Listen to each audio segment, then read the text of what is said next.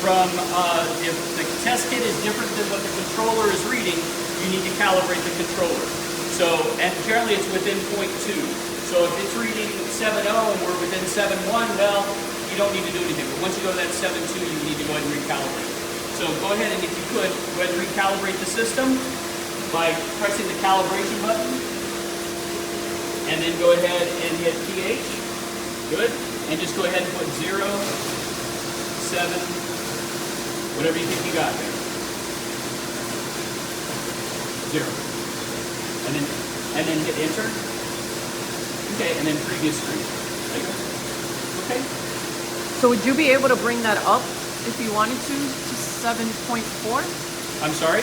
So we'd be able to bring it up the pH level. All we're doing is we're telling the system that we need to recalibrate at this point. That Okay. it's reading a misreading. Okay?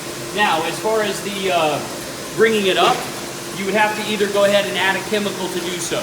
We Okay. always recommend that everybody keeps a little bit of what they call soda ash on hand. Soda ash is specifically designed to bring up the pool's pH. Okay. Granted, sometimes you can do it with a little bit of fresh water.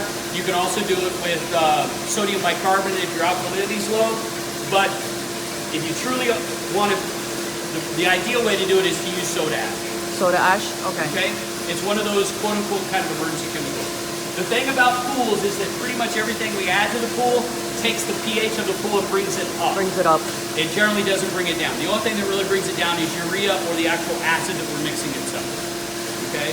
And if you got that much urea in the pool, that's really disgusting. And secondly, like I said, rainwater, people's body oil, it all drives it down, not up. So, okay?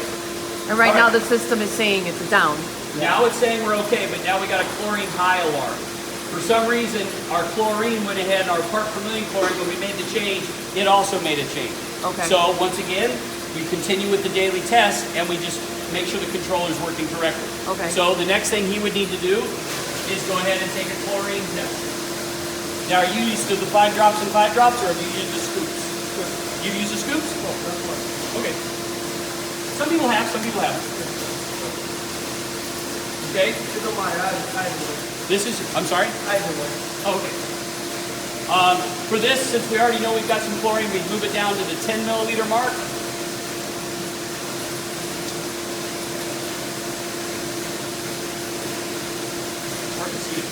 Okay. And what you do is you add 2 scoops.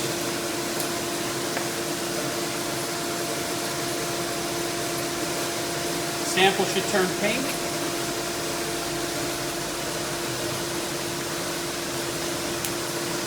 If you have chlorine, which we do, and then you use this bottle. Now, it's always important to make sure that this is